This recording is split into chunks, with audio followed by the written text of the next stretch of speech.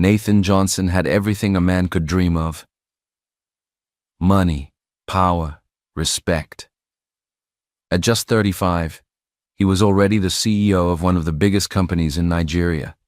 People called him a genius, a man of mystery, a legend in the business world. But Nathan carried a secret, one that no one knew, not even his closest staff. He couldn't touch women, not just emotionally, physically. Any time a woman got too close, sometimes even just standing near him, his body would react. His chest would tighten. Red rashes would spread across his skin. His breathing would go out of control, and in some cases, he'd even faint. At first, he thought it was a normal allergy. He saw doctors in Lagos, London, and Dubai. He tried pills, injections, even therapy. Nothing worked. He even tried love. He dated models, lawyers, actresses, hoping one of them would be the one. But it always ended in the same way. Embarrassment, confusion, and pain. He couldn't even get close enough. Eventually, he stopped trying. He locked that part of his life away and focused only on work. To the world, he was just a workaholic billionaire who didn't have time for relationships. But to Nathan, it was safer that way. One quiet evening, he sat in his massive penthouse living room, staring at the city lights. A soft knock came at the door. "Nathan," a familiar voice called. It was Madame Ruth, his mother. She walked in like she always did without waiting for permission. She was dressed in her usual lace blouse and wrapper, her silver earrings jingling softly. She didn't sit. She stood right in front of him, arms folded, looking him straight in the eyes. "You think I won't talk, Abby?" she said. "I've kept quiet long enough. Nathan, you're 35. My 60th birthday is in 2 months. Do you want me to dance alone with no daughter-in-law by my side?" Nathan rubbed his temples. "Mummy, please, not this again." "Yes, this again," she fired back. "You've been saying soon for years. You never bring any girl home. What are you hiding?" Nathan looked away. He didn't have the strength to explain. "Not again. I'm not hiding anything," he lied softly. "I just haven't found the right person." "Well then, find her," Madame Ruth snapped. "Because if you don't, I'll find one for you. And trust me, my taste is very traditional." Nathan chuckled weakly, though there was no joy in it. "Mummy, marriage is not that easy. It's not meant to be easy. It's meant to be real. And if you think you'll keep dodging this matter, you're dreaming. I want to see my daughter-in-law before I clock 60. She dropped a small envelope on the table beside him. "What's this?" he asked. "A list," she replied, "of single, well-behaved girls from respectable families, in case you don't have time to look on your own." Before he could say another word, Madame Ruth was gone. After she left, the silence in the penthouse returned. Nathan leaned back on his chair and let out a long, tired breath. He stared at the envelope in silence. His chest felt tight, not from the usual allergy, but from something worse. Fear. He thought he had buried the idea of love long ago. But now, it had come knocking again. Loud and urgent. Somehow his mother was the only woman who didn't trigger his condition. She could hug him, hold his hand, even kiss his forehead. It made no sense. He had no sisters, no female cousins growing up, just him and his mother. Maybe it was something in the blood, or maybe it was just because she was his mother. But with any other woman, whether it was a handshake in a business meeting or a gentle pat on the arm, his skin would react like it had touched fire. That was why he kept his distance. In meetings, he always chose the far end of the table. He never shook hands with female clients. He kept all female employees at a strict, professional-owned boundary, not out of pride, but for survival. But now, this. His mother's 60th birthday was just weeks away, and she had given him an ultimatum. Nathan rubbed his face with both hands. There was no way he was letting his mother pick a wife for him. That would be social suicide and personal disaster. But there had to be a way out. Something smart, controlled, fake, but believable. Then the idea came. He sat up straight and picked up his phone. "Felix," he said calmly. Within minutes, Felix, his loyal assistant, stepped into the room. He was the only one who knew about the real reason Nathan always avoided women. He was a short, fast-talking man in his early 40s, always dressed neatly, with glasses that slid down his nose every 10 minutes. Yes, sir? Nathan folded his arms. I need you to arrange something. Quietly. Felix raised an eyebrow. Sir? I want you to organize a private interview. A casting, actually, for a woman. Felix blinked, confused. For what exactly? Nathan stood and walked slowly to the large window overlooking the city. His voice was steady. I need someone who can act. Not too dramatic, just real enough to convince my mum that she's my girlfriend. Felix's mouth dropped open. A fake girlfriend? Nathan nodded. Yes, one who can play the role well. Smile when needed, say all the right things. Just for a few weeks. Felix was quiet for a moment. But sir, what about your...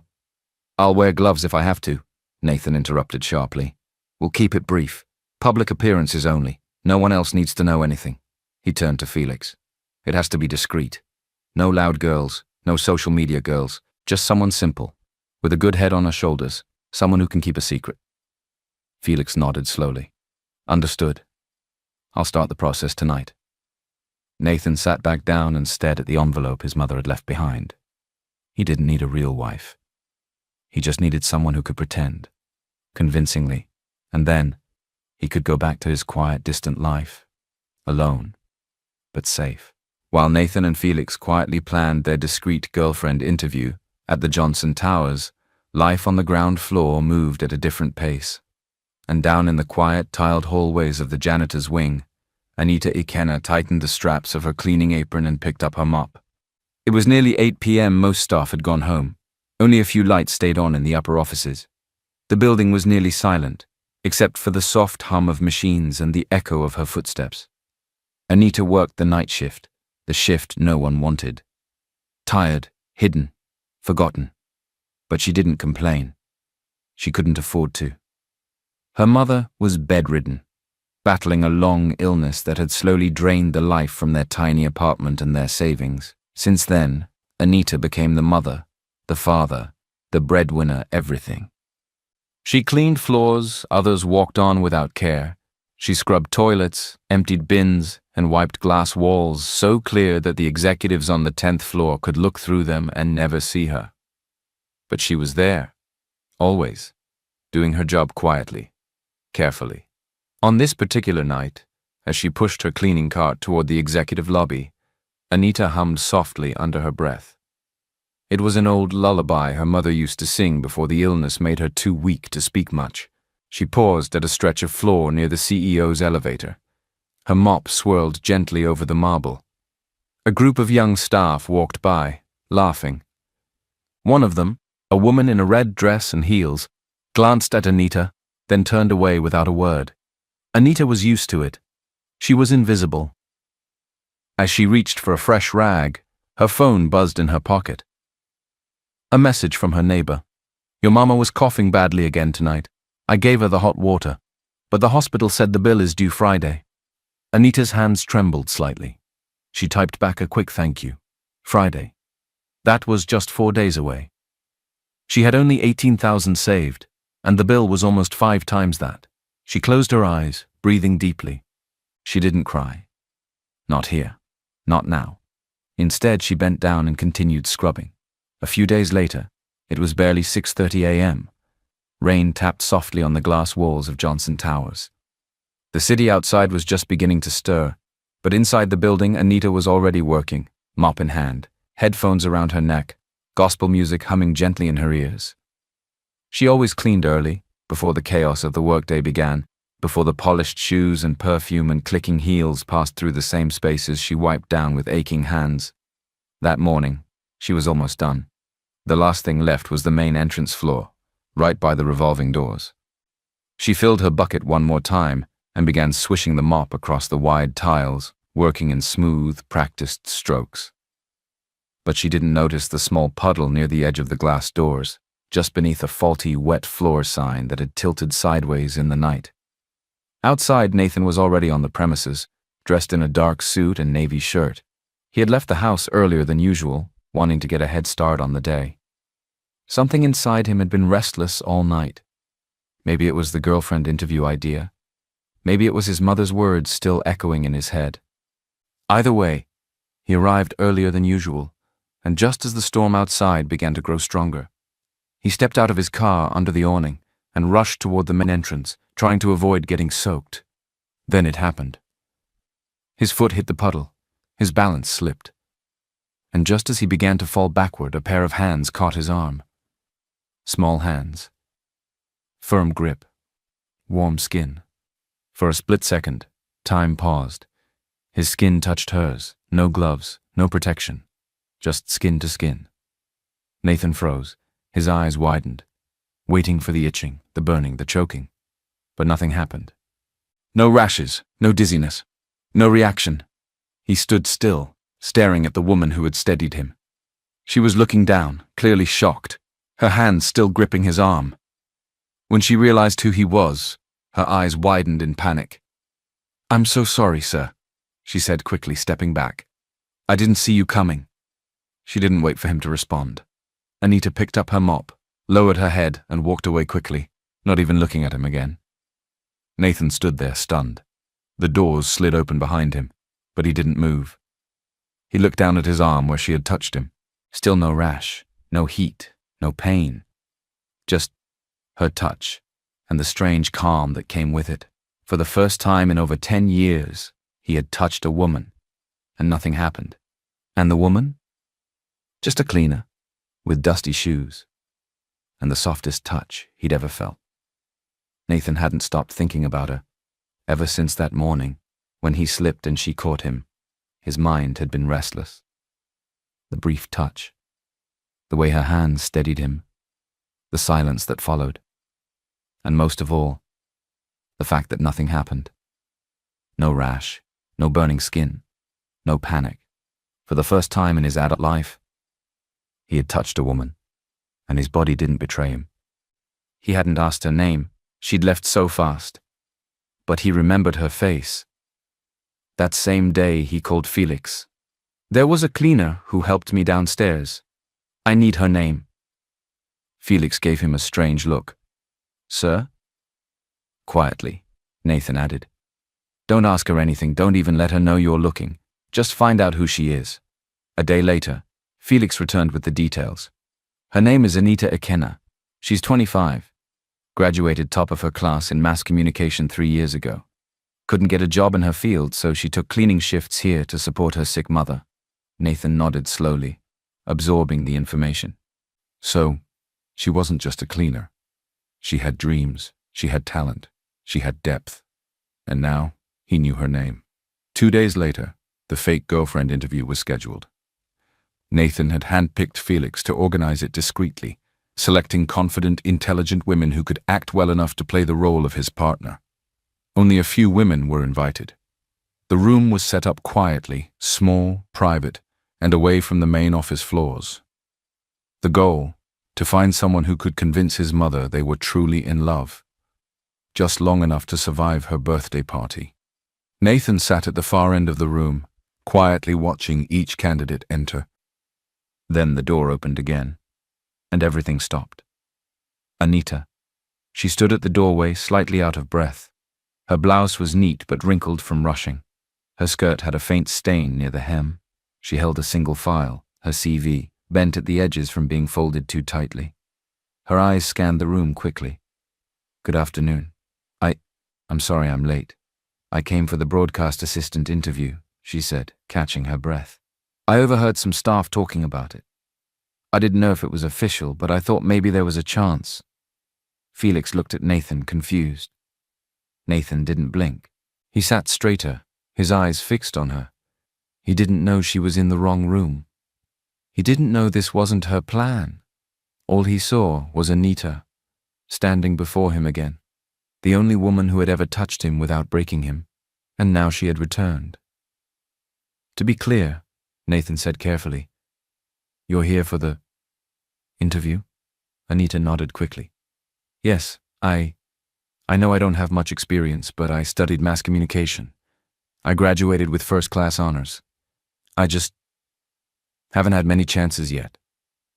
Nathan gestured to a seat. "Please, sit." She obeyed, clutching the file on her lap, unaware of what this interview was really for. She didn't know this wasn't about broadcasting. Nathan, on the other hand, couldn't believe his luck. There she was, Anita, the one woman who had touched him without triggering his condition, now sitting just across from him, nervously clutching a worn-out file. She thought she had come for a broadcasting job. But Nathan had already made up his mind.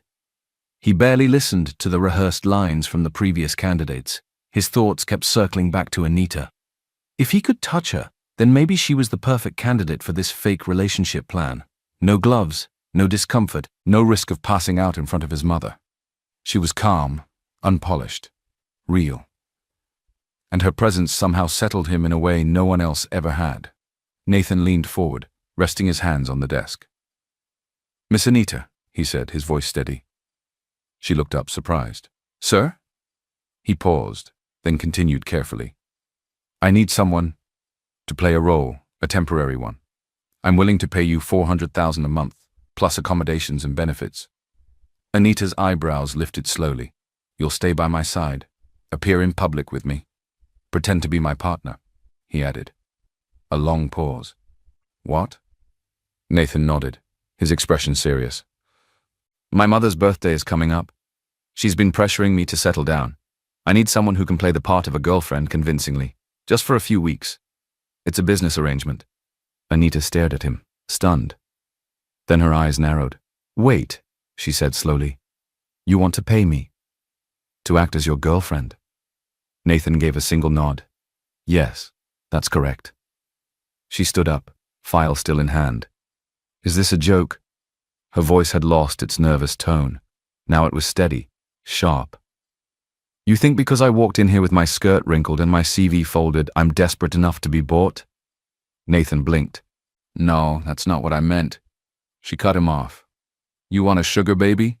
You think that's what I am?" Her voice didn't shake, but her hands did. "You think because I'm poor and work night shifts, I'll just throw away my dignity?" He stood too, calmly. "No, I think you're strong, which is why I'm offering you something professional, controlled. There's no romance involved, no strings, just a deal." Anita's breathing was heavy now. Her voice softened, but her eyes burned. "Just because I'm poor doesn't mean I'll sell myself," she said. "Being rich doesn't give you the right to mock people like me." Nathan didn't speak for a moment. He looked at her, really looked, and for the first time in a long time he felt something strange. Not pity, not guilt, admiration. She wasn't weak, she wasn't begging. She was standing tall, even in stained clothes, and it moved something in him. "I'm not mocking you," he said finally. "I'm offering a business proposal. You walked in, and I assumed you were applying for this role. You've already proven you're convincing." She crossed her arms. "Because I'm poor?" Anita's words hung in the air like smoke. Nathan stood there, quiet. She stared at him, waiting for a reply. A reason, anything. "Is that why you picked me?" she asked again, her voice a little softer this time. "Because I look desperate?" Nathan opened his mouth, then closed it. He wanted to tell her. He wanted to say, "No, it's not that." He wanted to explain everything, his strange allergy, the reason behind the offer, the truth that had haunted him for most of his life. But instead he stood frozen. It felt too soon, too personal, too risky.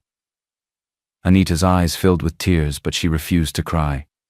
She gave him one last look, wounded and proud, and turned around. She walked out of the room without looking back. Nathan exhaled heavily and sat down, rubbing his temples. He had just lost the one person who could help him, and he didn't even try to stop her. His phone buzzed. "Mama calling." Nathan picked it up and tried to steady his voice. "Hello, Mom." "Chukwemeka," came Madam Ruth's gentle voice. "How are you, my son?" "I'm fine, Mom. Everything's okay." She sighed softly. "I'm getting ready to go to the hospital for my checkup. It's nothing serious, just the usual. But I thought maybe this time you'd come with me." "I have a meeting, Mom," Nathan replied, his voice low. "A client. I'm sorry." There was a pause. Then she said, almost in a whisper, "You're not young anymore, Nathan. I'm not asking for much, just to see you settled. to know someone will care for you when I'm no longer here. Nathan swallowed hard. I'll call you later, he said quickly, and ended the call. He leaned back in his chair, eyes closed, guilt creeping over him like a shadow. He cared for his mother deeply. He hated lying to her, but the truth was too complicated. Meanwhile, Anita was trying to find her way out of the building. The elevators were confusing. She had stormed out of the office in panic. She pressed a button that said B1, thinking it might lead to the exit. It didn't. The doors opened into a dark, stuffy garage. The light overhead flickered. She stepped out hesitantly, the air thick and hot. "Hello?" she called out, but her voice echoed too loudly in the silence. She walked forward slowly, clutching her file close. A shadow moved behind one of the pillars. Her heart started racing. Then, a figure stepped into her path. She gasped and froze. "Don't move," the voice said sharply. Her body locked. Panic filled her. Then he added more calmly, "I was just checking the cameras." She blinked in confusion. It was Nathan. He stepped closer, hands raised to show he meant no harm. "I didn't expect you here. Are you lost?" Anita nodded, still breathing hard. "I pressed the wrong button." They stared at each other in the dim light. Nathan took a step closer, and again, nothing happened. No rash, no dizziness, no reaction. He looked down at his hand, then at her face. "That's twice now," he said quietly. She looked at him, puzzled. "What is?" Nathan hesitated.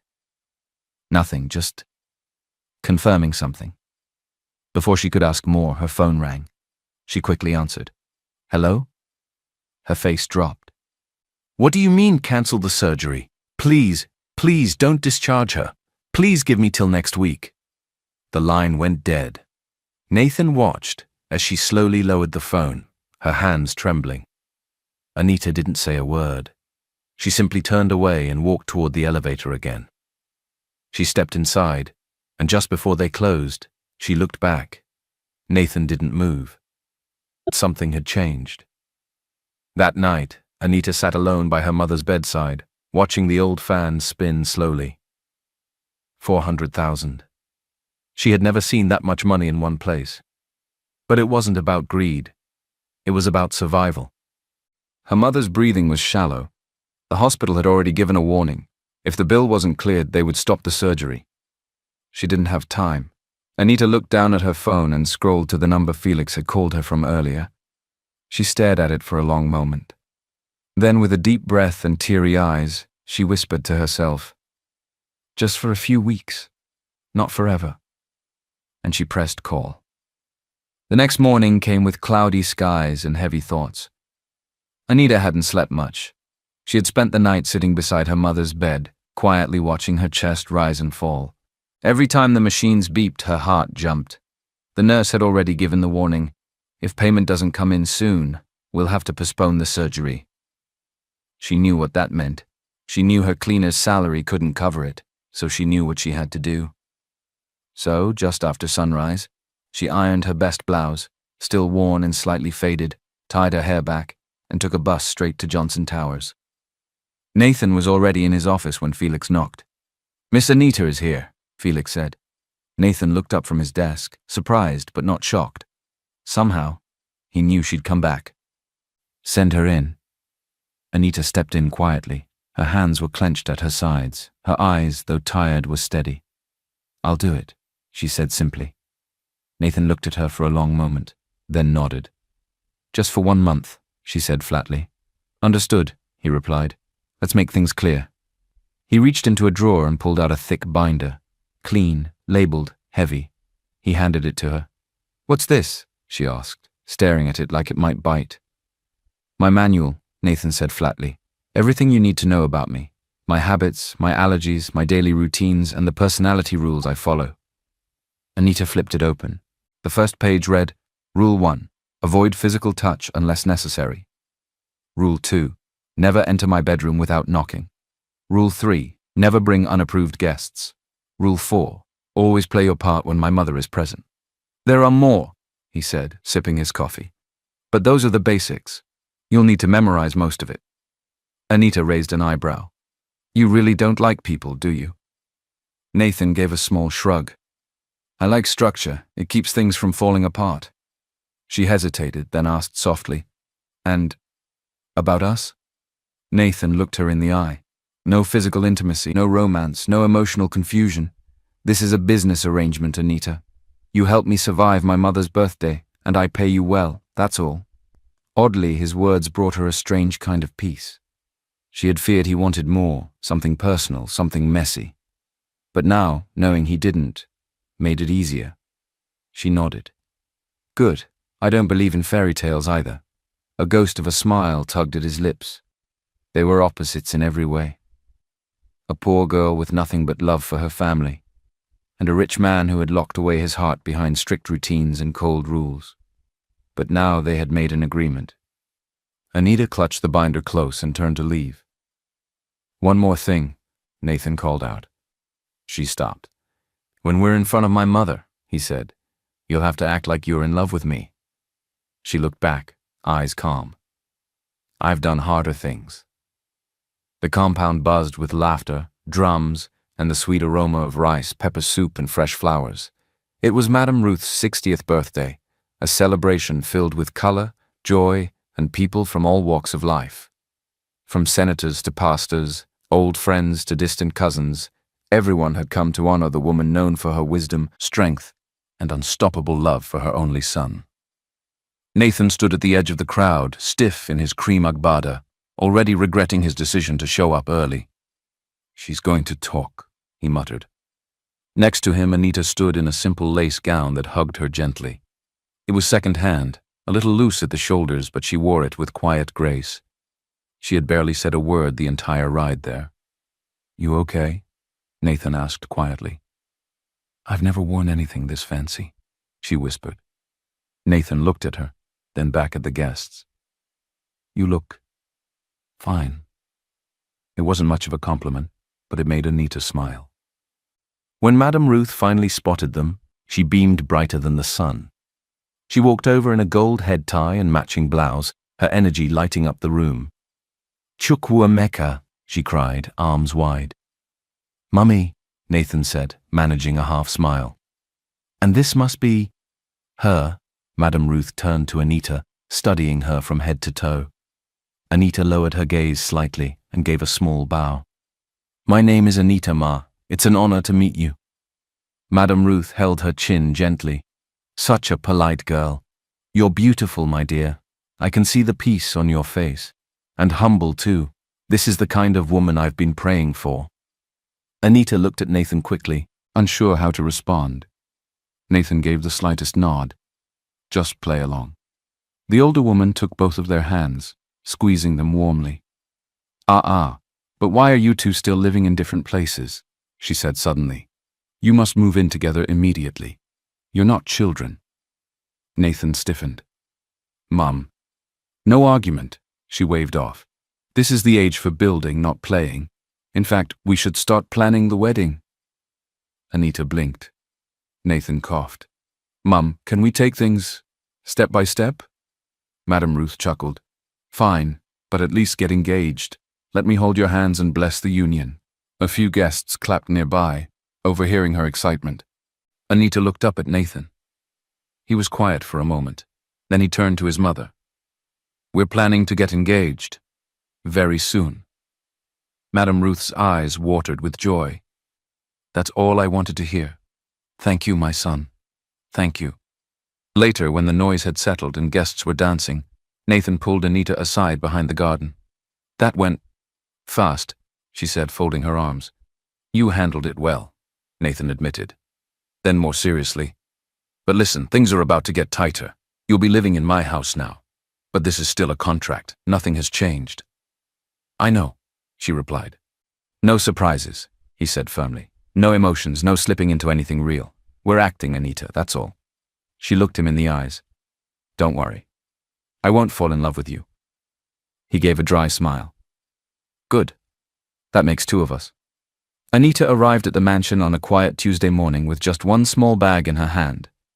Everything she owned could fit into it. A security guard opened the tall black gate for her, and as she stepped in, the full size of Nathan's world hit her.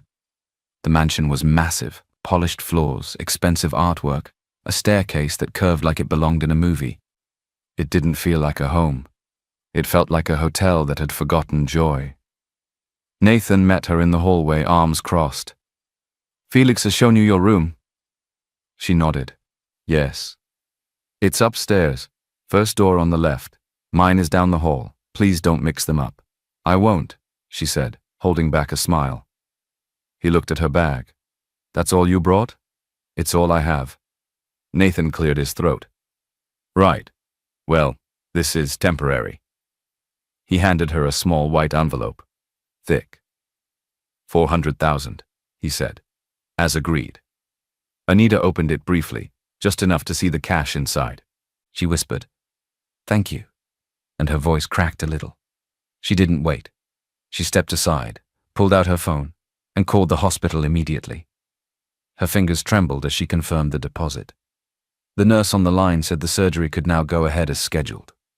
When she hung up, she turned to look at the man who had made it possible. Nathan was already walking away. Life in the mansion took some getting used to. Nathan avoided close contact like it was poison. He wouldn't sit beside her on the couch. He always stayed 2 steps ahead of her in the hallway, and when she tried to hand him something, like a spoon or a file, he'd find a way to avoid her fingers. Anita didn't take it personally. She kept her distance, kept her space, and learned to laugh quietly to herself when he jumped just because she passed too close. Felix, on the other hand, was enjoying every minute of it. "Sir," he said one day while watching Anita cook in the kitchen, "do you want me to inform Madame Ruth that the house now smells like real food and not reheated takeaway?" "Felix," Nathan growled. Felix grinned and left. Anita's presence began to change things, slowly, like sunlight warming a cold floor. She cooked simple meals from scratch, the kind Nathan hadn't tasted since he was a boy. She made sure Madame Ruth took her medications on time. She reminded the staff gently, always with respect. She brought life to a house that had forgotten how to breathe. Even Nathan noticed it. One night, he came downstairs and found her sitting beside his mother, fanning her gently while humming a soft tune. She didn't know he was watching.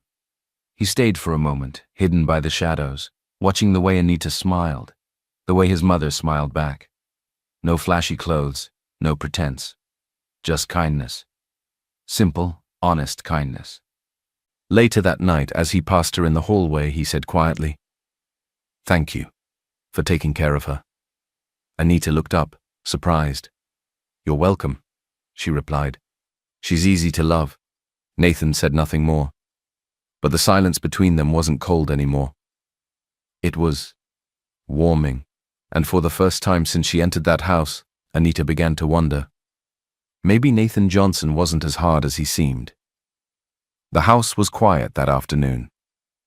Madame Ruth had gone for her follow-up checkup, and Anita had just finished folding laundry in the hallway upstairs. She was humming to herself softly when she heard voices coming from Nathan's study. The door was slightly open. She wasn't trying to listen. She really wasn't. But then she heard her name. "Anita is just part of the show," Nathan said. There was a pause, and then Felix replied, "You sure you want to keep calling it a show, sir? Because from where I'm standing, she's doing more than acting." Nathan sighed. "This is what I paid her for, Felix. To help me keep my mother happy. My mom will be here only for a while. Once she goes back home, the contract ends." Felix chuckled. "If you say so." Anita didn't wait to hear more. She turned and walked away quickly, the laundry forgotten in her arms. Later that evening, she sat on the balcony outside the guest room, the breeze brushing her cheeks gently. Just part of the show. She knew what she signed up for. It was a contract, a job, money in exchange for a role. But hearing it out loud from his mouth, it stung. She held her breath and stared at the skyline, blinking fast. Why did it hurt? She had told herself this was just business, that her only reason for being here was her mother. So why did Nathan's words feel like a slap? What exactly did I expect from a man who warned me not to get close? She shook her head. Still, her chest felt heavy. She had to remind herself this wasn't love. It was survival, and she had done harder things. She would keep playing the part. She owed her mother that much. But now, there was a crack in the performance, and she didn't know how to hide it from herself. The next morning, something unexpected happened. A woman from a popular beauty brand reached out through one of Madame Ruth's younger relatives who had posted a photo from the party. The brand was impressed by Anita's natural look, quiet elegance, and modest charm. They sent an inquiry for a small sponsorship partnership. Nothing big, just a local campaign promoting natural skincare. Anita couldn't believe it. She had never even imagined someone would see her, really see her in a world filled with filters and perfection. She told Nathan that evening quietly, while clearing the dinner table. I got an offer, she said, avoiding his eyes. A small campaign from a beauty brand. They said they saw a picture of me and liked how I looked. Natural. Nathan froze. A strange emotion stirred in his chest. That's good, he said, his tone tight. I'll still keep to the contract, she added quickly. It won't interfere. I didn't say it would, he replied, sharper than intended. Anita looked up. Are you okay? Nathan forced a smile. Of course. Why wouldn't I be? But later that night, alone in his room, he found himself scrolling through her photo from the party. The soft light on her face, the smile, the calm in her eyes.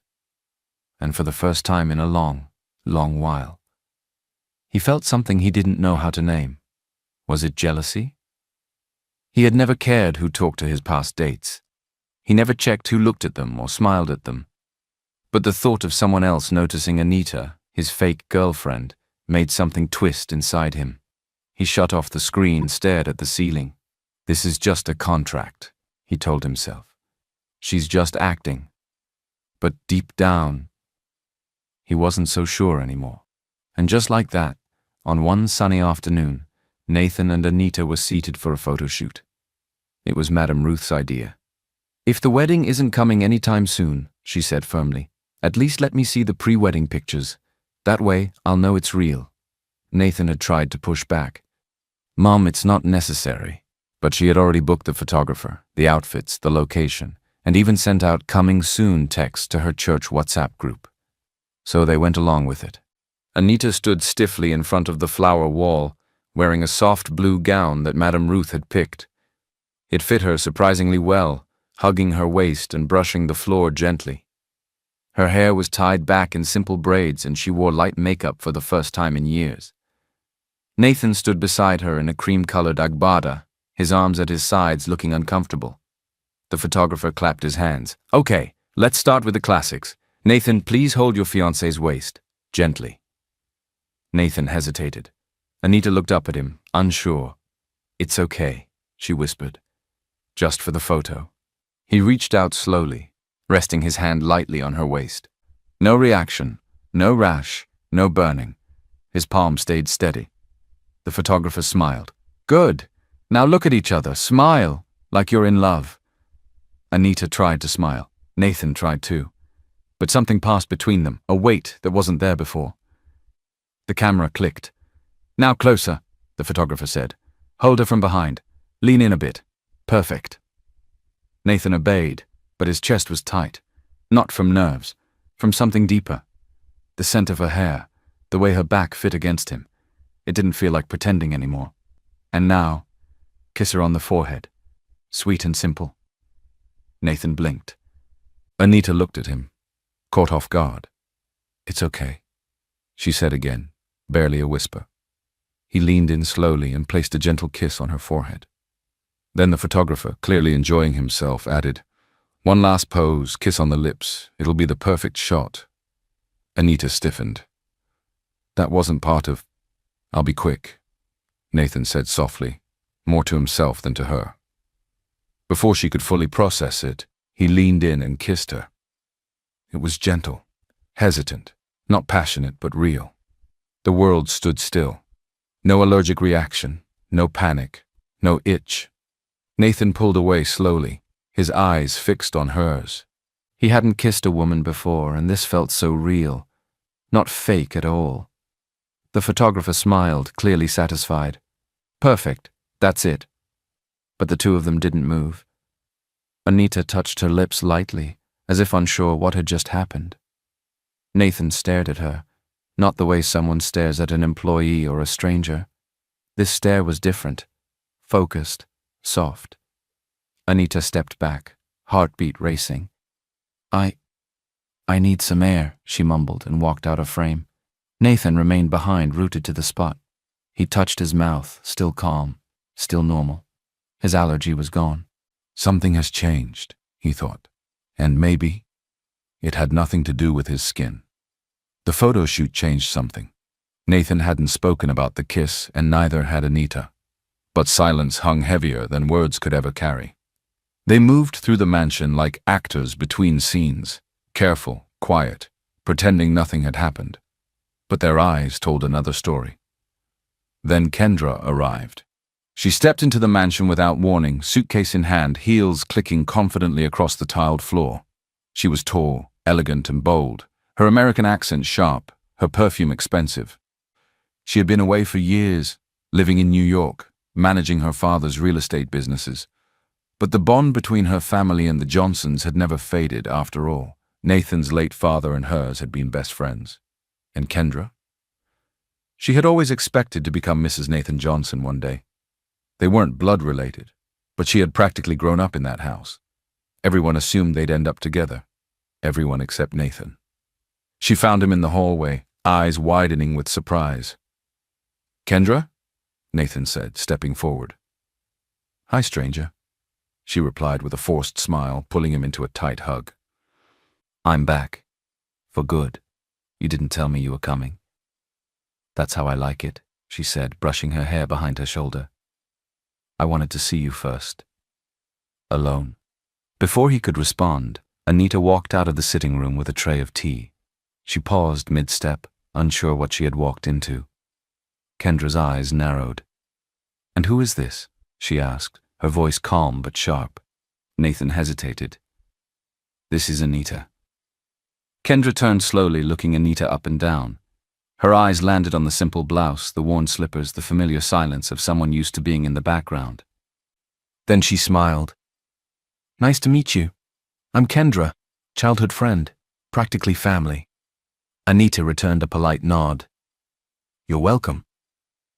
The two women stood inches apart, both saying very little, but feeling everything. That night, Kendra didn't leave. She stayed. She acted like she belonged, chatting with Madame Ruth, walking around the house barefoot, and laughing a little too loudly when Nathan passed by. And Anita? She watched it all silently. She didn't ask questions. She didn't complain. After all, she was just the fake one, right? Fake never wins against real. But behind Kendra's perfect smile was something darker. She had overheard the house staff talking. Something about a contract, a fake girlfriend, a deal.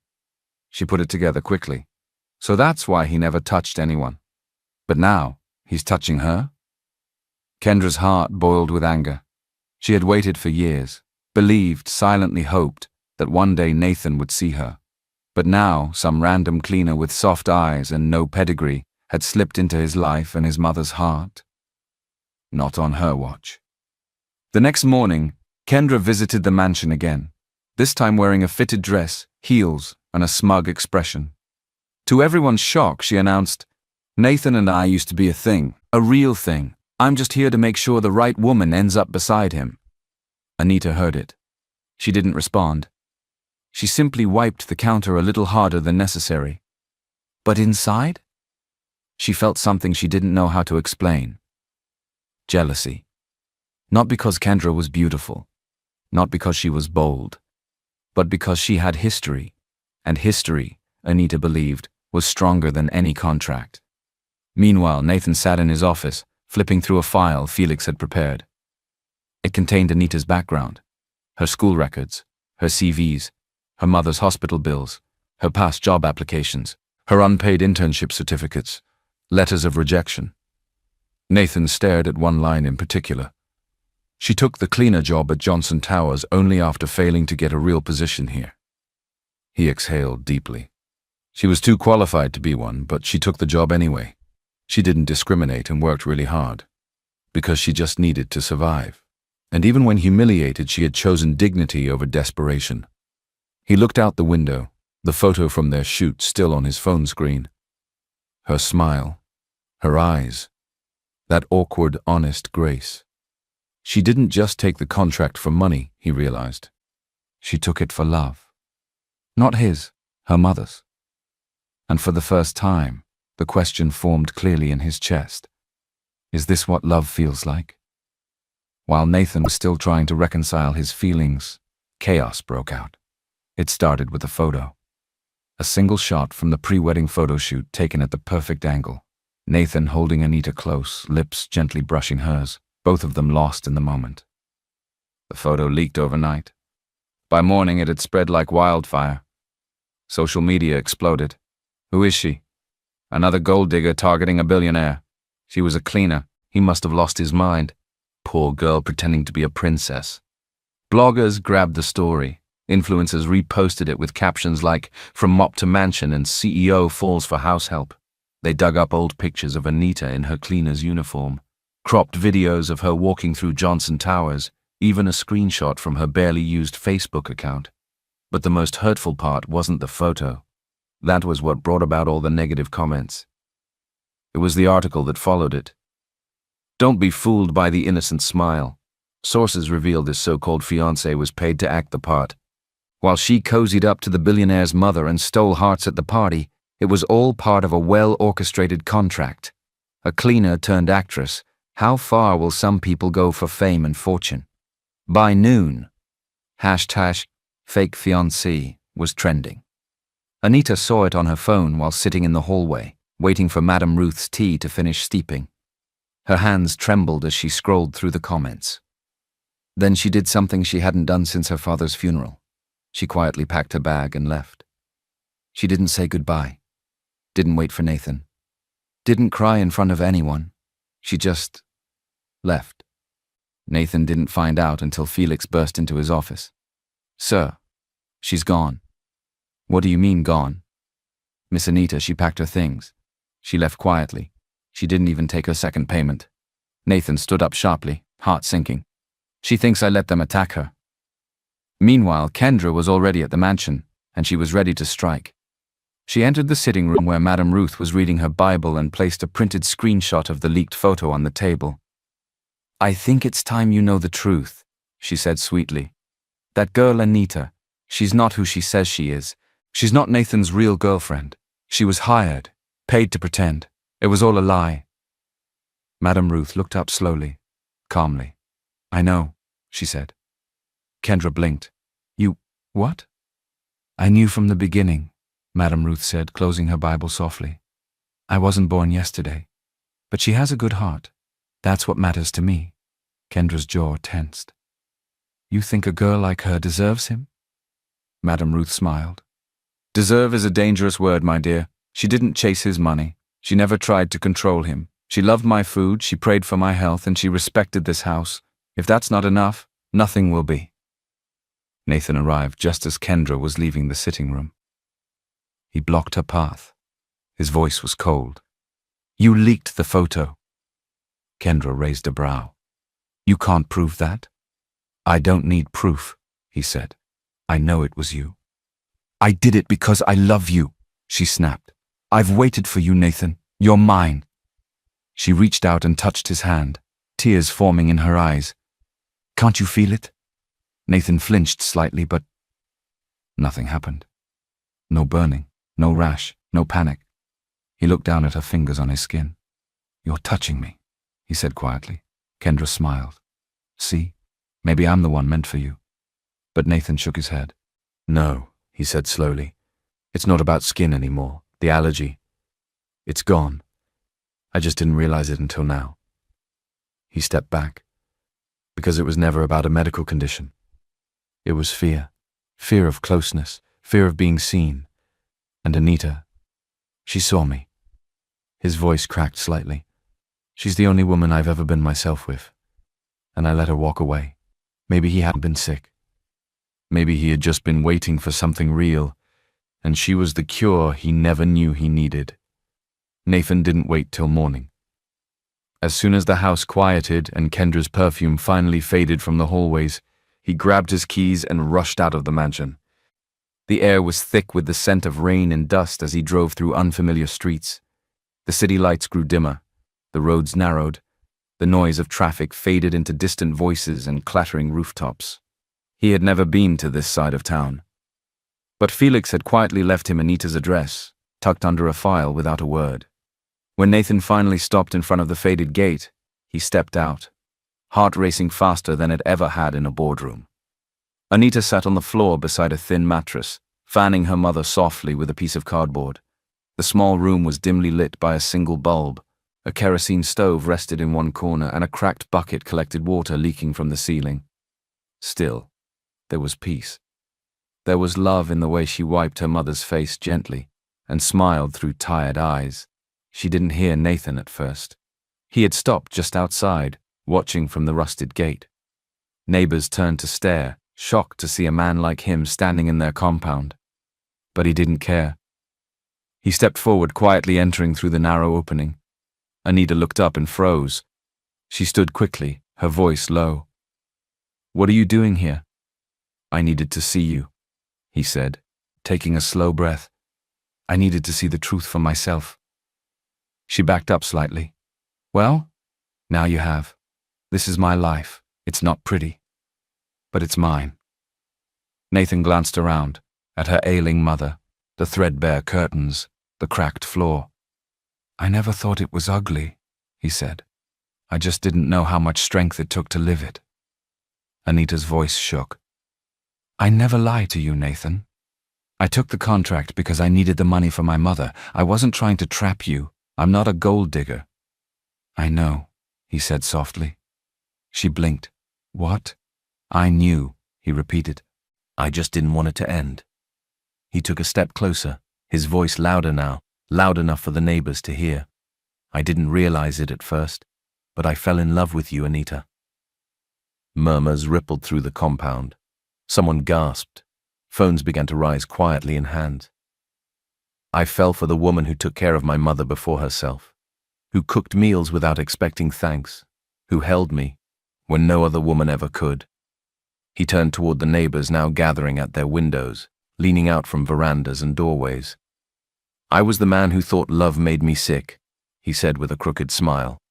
"But now I know what made me sick was fear. And Anita, she healed me." Anita stared at him, eyes wide, lips trembling. He stepped even closer. "I'm sorry I let them humiliate you. I'm sorry I didn't protect you. But I'm here now, not as a billionaire, not as a CEO, just as a man who loves you. Please come home, not as my fake fiancé, but as the woman I want to spend the rest of my life with." A small neighbor boy in oversized slippers shouted, "Oh!" Someone clapped. A few women teared up. One neighbor whispered, "Cinderella, I swear." A woman in the back, holding a tray of beans, was already live streaming. By midnight, the video would go viral. "Billionaire begs former cleaner for forgiveness in the slums, calls her his healer." Comments flooded in. "Now that's a real man. True love doesn't care where you're from." "This is the Cinderella story we didn't know we needed." Anita took a deep breath. "You're crazy, Nathan." He smiled. "I know." She dropped the fan and walked straight into his arms. No cameras, no contract, just love. And this time when they kissed, it wasn't for show. It was real. 2 days after the video went viral, the mansion buzzed again, but this time, not with scandal or tension. It was warmth. It was laughter. It was the sound of home. Madame Ruth had seen the viral video. She'd watched it at least 10 times, tears in her eyes every time Nathan said, "She healed me." And so she did what any proud Nigerian mother would do. She sent for Anita herself. Anita arrived in a soft lilac dress, and she wore it with quiet confidence. Her hands didn't shake. Her eyes didn't drop. Madame Ruth opened the door herself. She didn't wait. She pulled Anita into a hug so tight, Anita thought her heart might burst. "My daughter," Madame Ruth whispered. "Welcome home." Anita blinked back tears. Are you sure? I've never been more sure, she said. You were my true choice all along, even before I knew it. They sat together in the living room, hand in hand, like two women who had waited their whole lives to understand each other. Madame Ruth spoke with her usual firmness, but now her voice held joy. You're not just good for him, she said. You're good to him, and that makes all the difference. Anita smiled softly. I didn't expect any of this. Madame Ruth leaned in. Neither did I. But God has a funny way of giving us what we need, even when we think we don't deserve it. Later that evening, Nathan stepped into the garden, where Anita stood watching the sky turn orange. He walked slowly. No rush, no performance. Just a man in love. When she turned, he smiled. So, Mama gave her blessing. She did, Anita said, trying not to tear up again. Nathan reached into his pocket and pulled out a small black box. He didn't kneel right away. He simply held it. Anita, he began, voice quiet. You came into my life like an accident I didn't see coming. She laughed gently, remembering the mop water. I nearly killed you, you mean? Yes, he said with a grin. And you also saved me. Then, slowly, he dropped to one knee. No cameras, no contracts, no lies, he said, opening the box to reveal a small but elegant ring. Just a question. He looked up at her, eyes steady. Do you want to turn fake into real? Anita didn't speak at first. She simply nodded, once, twice, then whispered, yes. Nathan slipped the ring on her finger. They kissed again under the setting sun. Not for the media, not for Madame Ruth, not even for the neighbors, just for them. The wedding was beautiful. Held under the golden sun in a private garden lined with ivory roses, soft music played as guests gathered beneath crystal chandeliers and silk canopies. Every detail was perfect, simple, elegant, and warm, not because it was expensive, but because it was real. Anita walked down the aisle in a lace gown that shimmered like starlight, her step steady, her heart full. Nathan stood at the end, waiting, not just as a groom, but as a man reborn. His eyes didn't leave hers, not once. And beside them, proud and radiant in her gold lace, Madame Ruth dabbed her eyes with a folded handkerchief. She leaned toward Felix and whispered, "This is fate." He smiled. "I believe it." As Anita reached Nathan, she took his hand and smiled through her tears. Her voice trembled as she whispered, "I never thought I'd make it here." Nathan squeezed her fingers. "You were always meant to." They exchanged vows not written on paper, but straight from the heart, about healing, growth, second chances, and the kind of love that finds you when you're not looking. When they kissed, it wasn't just the guests who clapped. Even the sky seemed to shine a little brighter. After the ceremony, as the reception carried on, filled with dancing, jollof rice, toasts, and cheers, Anita slipped away for a moment, standing alone under a tree near the edge of the lawn. She looked out at the smiling guests, the fairy lights, the laughter, and she thought of the girl with the mop and the cracked phone, crying quietly outside the hospital. That girl still lives in me, she thought, but now she's at peace. Tears filled her eyes, but this time they weren't from pain. They were from gratitude. Meanwhile, on a flight out of the city, Kendra sat by the window, her suitcase beneath her seat, a letter on her lap. She'd finally accepted the truth.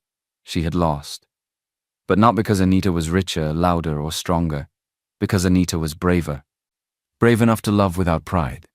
She pulled out the letter and read it one last time before handing it to the flight attendant, with instructions to have it delivered to Nathan's office. Dear Nathan, I guess love doesn't always go to the one who waits the longest, but to the one who sees deepest. I thought you were mine, but now I see you were only ever meant for her. I wish you and Anita all the best. No bitterness, just goodbye. Kendra. She leaned back, closed her eyes, and let go. Back at the wedding, as fireworks bloomed in the night sky, and Nathan pulled Anita close during their first dance, Everything finally made sense. The allergy, the contract, the chaos. It had all led to this, a new life, built not on perfection, but on truth. And under the stars, wrapped in each other's arms, they began it together. Months passed, and life bloomed gently. Anita no longer woke up to mop floors or rush down hot corridors balancing buckets. Instead, she woke to a quiet home, fresh light through the curtains, and Nathan's warm arm wrapped around her waist. But she hadn't forgotten where she came from. In a cozy building on the outskirts of the city, Anita launched the Hope Foundation, a small agency focused on giving people second chances. They offered free handwork training in tailoring, catering, soap making, and digital skills. They taught resume writing, budgeting, and most of all, dignity in every kind of work. "Your degree is important," Anita would often say, standing before a class of eager young women. "But so is your mindset. Don't wait for someone to hand you a desk. Build your own table." She hired young people who had been overlooked, cleaners, dropouts, girls who had once been laughed at for dreaming. And she helped them rise. Because once upon a time, she had been one of them. Back home, her mother sat in the garden, completely recovered, smiling as she shelled beans with Madame Ruth, now best friends, constantly arguing over who loved Anita more. And one sunny morning, Anita came downstairs holding something small in her hand. Nathan was in the kitchen, trying to boil eggs and failing miserably. She walked up behind him, placed the item on the counter. A pregnancy test. Nathan turned, confused. Then he saw the result. 2 lines. He stared at it. Then at her. Then back at it. Then he laughed, the deepest, happiest laugh she'd ever heard. By the time he scooped her into his arms, Madame Ruth had already come in screaming from the hallway. "Did I not say it? I saw it in her face this morning. My grandchild is coming. God, thank you." Later that night, Nathan sat beside Anita on their balcony, her head resting on his shoulder, his hand gently stroking her belly. "You've changed me," he whispered. Anita smiled. "No, you just finally saw who you were without fear." He kissed her forehead and stared up at the stars. Sometimes love doesn't start with butterflies. It starts with a mop. And a billionaire who just needed a reason to smile again. In a world that often judges people by where they come from or what they wear, Anita reminded us that dignity isn't about position. It's about heart. She didn't just clean floors, she cleaned someone's view of the world. And Nathan didn't just find love. He found healing, purpose, and peace in the most unexpected person. Because when 2 broken pieces meet with honesty, something beautiful can still be whole. If this story touched your heart, share it with someone who needs hope today. Remember, kindness is never wasted. Like, share, and subscribe to help spread more stories of love, redemption, and second chances.